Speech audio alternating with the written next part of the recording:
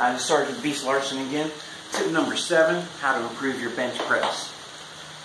I just mentioned a little bit ago about external motivators. What motivates you to want to have a new and improved personal best? What motivates you, if you're competing as a power lifter, to want to be number 1, to be a record setter in your state, to be an American record setter or a world record holder? What motivates you for that? How do you get to that point? Is it watching other people? Is it watching your partners, your spotters in the gym? Is it your personal trainer, your coach? Is it a family member? Is it a coworker?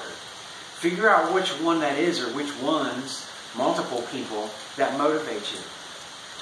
When I competed in strongman, I would put the contest events on the wall.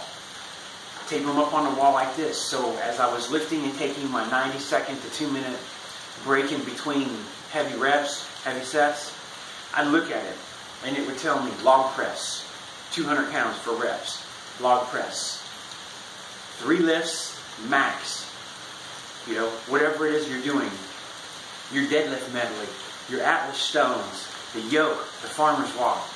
I love the farmer's walk. I learned how to train for that, which will be another video. The yoke was my least favorite. I had to train harder for that to make up for it. What's your external motivators? Is it music?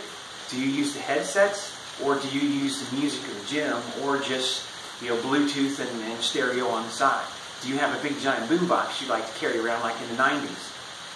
Whatever that is, keep that with you. Keep that motivation going.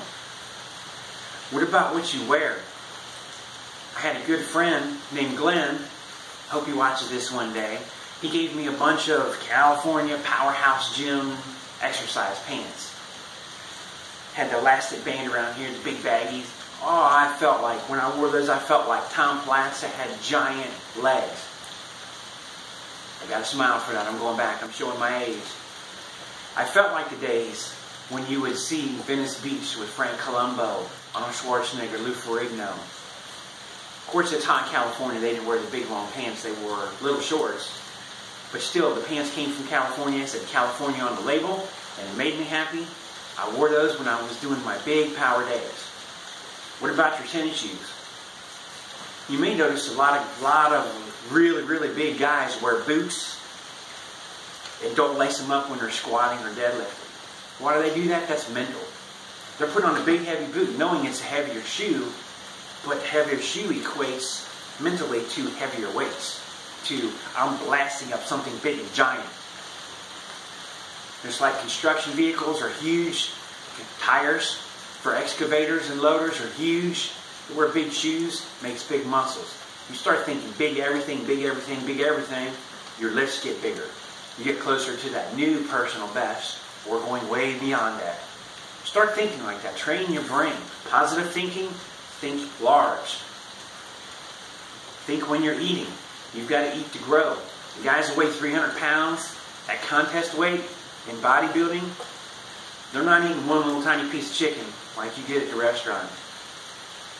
They might eat a couple pieces. They're doing this 6 to 8 times a day. They're very meticulous and have well-planned diets. Pre-prepping their meals a couple days at a time to do this. And they're disciplined. Discipline is an external motivator. It's an internal motivator. I look at things. I have this training torso out here next to my weight equipment that I punch and kick on. It reminds me to train for work, to protect myself, martial arts side of the training, but it also reminds me, don't punch on that thing on bench day. Don't punch on that thing when I'm planning to bench super heavy that week. That's an external motivator. He's also very ugly. He's in my combat cardio videos, and a couple of them. I believe number 2 and number 3. You'll notice when I do those days and I'm punching, it's just push-ups. Just push-ups to save my shoulders. Okay, moving on. I'm going to hold these two up together. They kind of work in the same way. Training, a lot of times when I would get close to a powerlifting meet, I would train all 3, the bench, squat, and deadlift, in the same day, in the same workout.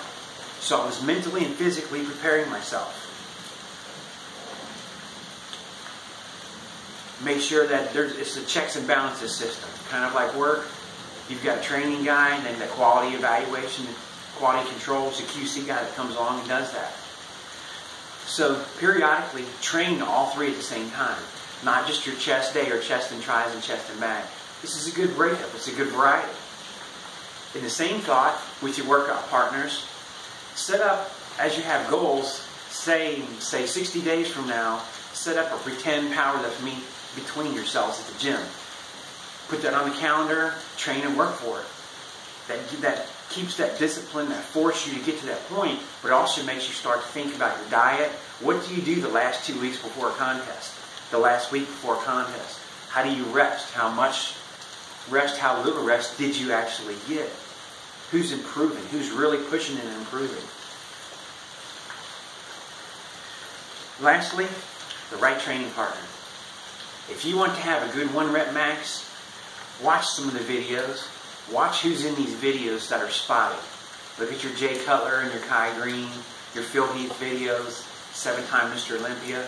Look at the old Ronnie Coleman videos. These guys that are lifted heavy, that become heavy, all of their spotters are big giant guys too. That will motivate you, because that's your way of, I want to be bigger than my spotter. I want to be stronger than my training partner. And that's that competition. Have the right partner that will motivate you and you will motivate them. It's just like Christmas. Give and receive. It's better to give than it is to receive. Receiving is your reward for giving. Hope this helps. I'll be back very shortly with some more about your bench press. Until then, have a big protein shake, big piece of steak or chicken.